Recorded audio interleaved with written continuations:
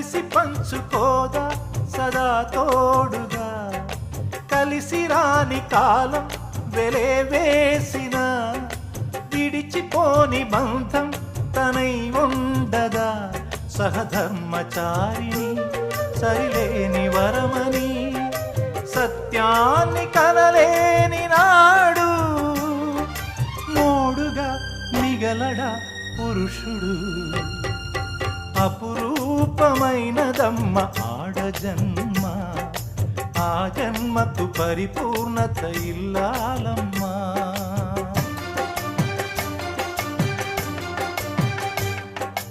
అపురూపమైనదమ్మ ఆడజన్మ, ఆ జన్మకు పరిపూర్ణత ఇల్లాలమ్మ.